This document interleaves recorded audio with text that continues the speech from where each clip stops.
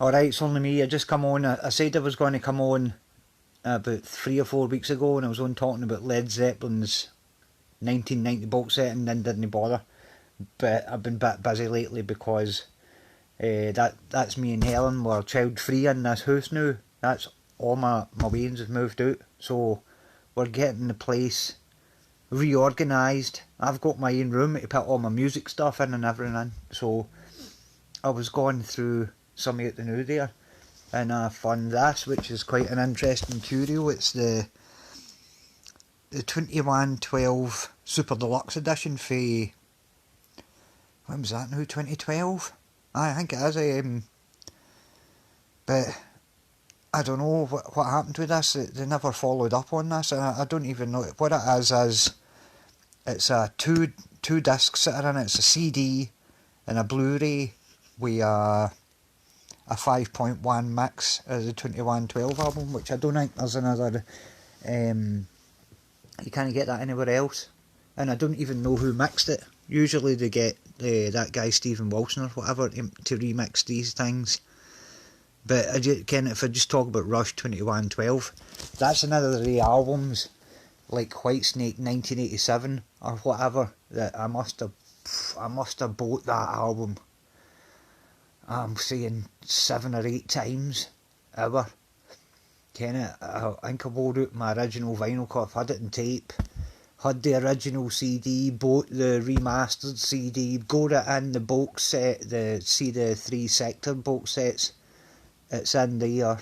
I got this one, and then I got the 40th anniversary edition that came out. But this one's quite interesting because on the CD there's 3 bonus tracks, which I think is 2112 Overture, Temples of Syrinx, and a passage to Bangkok, which are recorded in Manchester in 1980 on the Permanent Waves tour. And when this box set, it's not really a box set, it's maybe a big book thing, but I'll show you in a minute. When this came out, it kind of confirmed the existence of tapes for the Permanent Waves tour, which they obviously had because they recorded shows for the Exit Stage Left album, which I think was at side 2, maybe, was all recorded in the Permanent Waves tour. But anyway, 2112, bought it an hour, and then I got this one, and again I thought they would maybe have followed up with some more, but I don't even know if this is an official Rush release. But it's quite interesting because in the front half of it, it's a weird one. You've got an essay here for David Frick for Rolling Stone, writing about the breakthrough of Rush 2112. I'm pretty sure these are the portrait pictures that were in the Archives triple LP. A picture of Rush there, kind of lyrics. Pretty good. And then there's I'm pretty sure that's Hemispheres here of that. Anyway, that's nitpicking. These pictures are all for Hemispheres. Anybody that knows a Rush, okay, that might be Farewell to Kings actually, but there is a lot through it. But this is actually quite, and I don't know if you can still get this, I've never ever seen it again. I just bought it in 2012 when it came out because I wanted the 5.1 mix.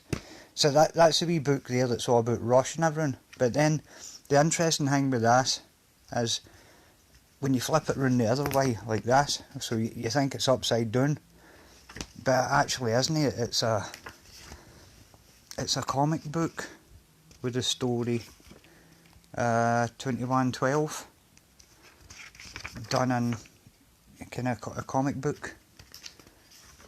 So that's pretty good, the actual Temples of Syrinx and stuff. I don't even know who drew that. And I think they've even got the guys there, a lot like the members of Rush. Again, these will be the priests, the high priests at the Temple of Syrinx. But again, I just dug that out there. I forgot all about that. I forgot I had this. But if you can find that, it's worth a nice wee collectible there. Again, worth picking up. But sorry for coming on, and if you're just sitting watching that, I tend to do these silly things just for no good reason, other than wanting to talk about them. I got the KK's Priest album today as well. Just I've had one listen to it. I think it's actually pretty good. It's, what do you say? It's kind of heavier than what was the first one called? Sermons of the Sinner. It's a bit heavier. He's cut out the cheese. There's no Brothers of the Road or whatever on this one. Although he's not completely cut out the cheese, because that hymn 68 or whatever the song is, it's still got that mad distorted voice distorter thing about a guy talking. It's a bit Man-O-War, but I do like it. I quite like KK's Priest, because the guitar work's actually a bit more Judas Priesty than Ken. Richie Faulkner's a great guitar player, but KK Downing's or Judas Priest's records. So I mean, you can't deny that the man's the sound of Judas Priest. So I'm going to go and I'm going to sort this room out. So I'm going to have another listen to this well and through it. But I just come on and talk about that again. I'm maybe do another one if I end up digging out other things when I'm clearing out all my stuff. But I'm looking forward to having all my CDs and everything in the one place where I can catalogue them all properly. Because with the 4 days staying in the house, with 4 adults, the 2 of them's away now, so I've got the room I want. So I can actually have mine space for mine stuff, my guitars, my music stuff. It's going to be great. So anyway, thanks very much for watching. If you sat and watched this, if you're into Rush, get hold of that 2112 box set. But anyway, I'm buggering off. I'll see you later. Enjoy the Friday night. Ta-ta!